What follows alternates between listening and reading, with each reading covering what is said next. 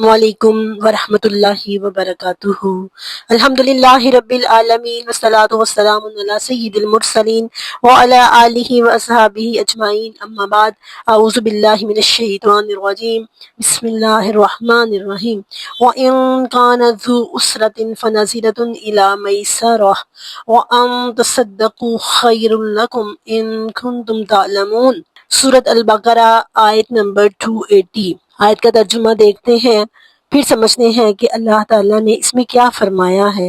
وَإِن اور اگر کانا ہے، ذو اسرتن تنگی والا، اگر کوئی تنگ دست ہے، کوئی بدحال ہے، کوئی غریب ہے، فناظرتن تو اس کو ڈیل دے دو، الی میسرہ اس کے آسانی کا وقت آنے تک، وَأَن تَصَدَّقُوا اور اگر تم صدقہ کر دو، خیر لکم یہ تمہارے لیے بہتر ہے، ان کنتم تعلمون اگر تم جانتے ہو۔ یہ اتنی زبردست آیت ہے کہ اس آیت کو پڑھنے کے بعد دل کرتا ہے کہ اللہ تعالیٰ کے صدقے جائیں۔ اللہ تعالیٰ نے انسان کی بھلائی کے لیے، انسان کی آسانی کے لیے کتنا خوبصورت دین پیدا کیا ہے، دین اسلام، اور پھر اس کو چھوڑ کر انسان ادھر ادھر منہ مارے۔ اور دین اسلام کو چھوڑ کے ادھر ادھر منہ مارنے کی ریزن کیا ہوتی ہے کہ ہمیں اصل میں دین اسلام کی سمجھ نہیں ہوتی۔ سمجھ کہاں سے آنی ہے؟ سمجھ اللہ کی اس پاک کلام قرآن پاک سے آنی ہے، جس کو ہم نے ناظرہ پڑھ لینے کو ہی دین سمجھ لیا ہے۔ بالکل ایسے ہی کہ جیسے آپ ڈاکٹر سے نسخہ لکھوا کر لاتے ہیں کہ یہ کھانا ہے اور یہ نہیں کھانا، اور اس نسخے کو آپ سائڈ پہ رکھ دیتے ہیں یا بس اس کو پڑھتے رہتے ہیں، دیکھتے نہیں ہیں کہ اس میں لکھا کیا ہے، سمجھنے کی کوشش نہیں کرتے۔ اب آیت نمبر 280 آج ہم پڑھ رہے ہیں۔ تقریباً 20 آیات میں اس مال کا ذکر ہو رہا ہے جو ہماری ضروریات زندگی سے بچ جاتا ہے، ہماری ضروریات زندگی سے زیادہ ہوتا ہے۔ اب اس کا یہاں پر ایک اور مصرف جس پر بات ہو رہی ہے وہ کیا ہے؟ وہ ہے مسلمان بہن بھائی، رشتہ دار، ہمسائے، یا آپ ایک دوسرے کو اگر ضرورت کے وقت میں قرضہ دیتے ہیں اور وہ قرضہ ادا نہیں کر سکتا تو پھر اس کی کیا صورتحال ہوگی؟ سب سے پہلا پوائنٹ جو ہمارے مائنڈ میں رکھنے، ہمیں اپنے مائنڈ میں رکھنے کی ضرورت ہے نا، ایک اسلام کی روح ہے جو، اور اسلامی معاشرے کی جو خوبصورتی ہے وہ اس چیز پر بیس کرتی ہے کہ اسلام اخوت کا دین ہے، اسلام محبت کا دین ہے، اسلام بھائی چارے کا دین ہے، اسلام پسند کرتا ہے کسی کے ساتھ ہمدردی کی جائے، اسلام پسند کرتا ہے کہ مسلمان مشکل وقت میں ایک دوسرے کے کام آئیں، اور اسلام یہ پسند کرتا ہے کہ مسلمان دوسروں کے لیے زندگی میں آسانیاں پیدا کریں۔ تو آیت کو دیکھیے، 3 حکم اس آیت مبارکہ میں اللہ تعالیٰ نے دیے ہیں۔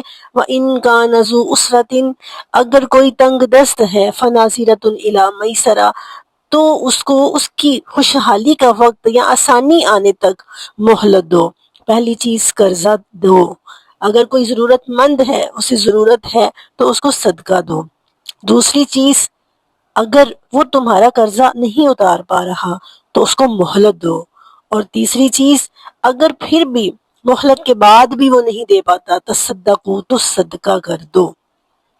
حدیث میں آتا ہے، رسول اللہ صلی اللہ علیہ وآلہ وسلم نے فرمایا کہ ایک شخص اگر کسی کو قرضہ دیتا ہے اور قرضہ دینے کے بعد مہلت دیتا ہے تو مہلت کا ایک ایک دن ایسا ہے جیسے اس نے وہ مال جو اس نے قرض دے رکھا تھا، مثال کے طور پہ 10,000 کا قرضہ دیا ہے تو وہ ایسے ہے، اب مہلت وہ اس نے دی ہے، 6 مہینے گزر گئے، 1 مہینہ اور مہلت دی ہے، اب مہینے کا ہر دن ایسے ہے کہ اس نے 10,000 صدقہ دیا ہے۔ 10,000 صدقہ دینا ایک بڑی بات ہے۔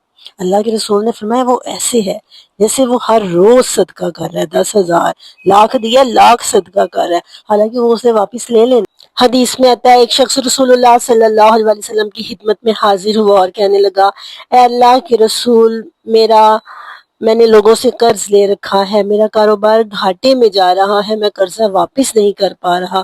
اللہ کے رسول نے لوگوں سے اپیل کی کہ اس کی مدد کرو۔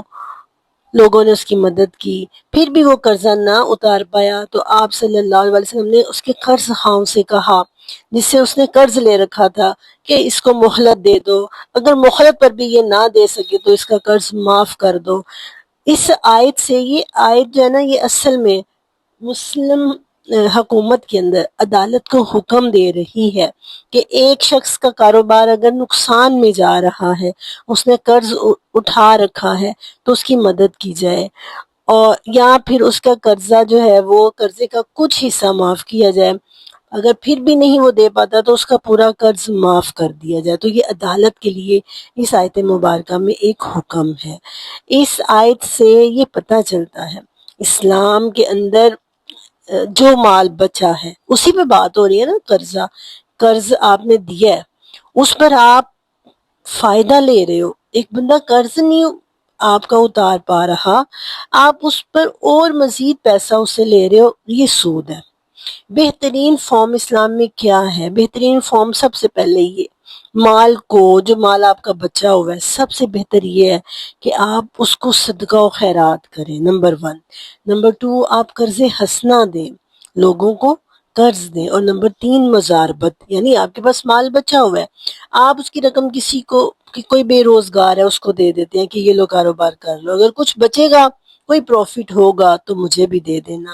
یہ ایک حکمت ہے جو اللہ تعالیٰ اولو الالباب لوگوں کو سمجھاتا ہے، کہ اللہ ان کو سمجھاتا ہے کہ جو اگر میں چھوڑ دوں گا، اگر میں اصل مال بھی اپنا، سود لینا تو دور کی بات ہے، اگر میں اصل رؤوس اموالکم جو ہوتے ہیں نا، اصل مال، راس مال کی، آپ کے جو اصل مال ہیں جو آپ نے قرض دیا ہے، اگر آپ وہ بھی معاف کر دیتے ہیں تو اللہ کے پاس آپ کے لیے بہت کچھ ہے۔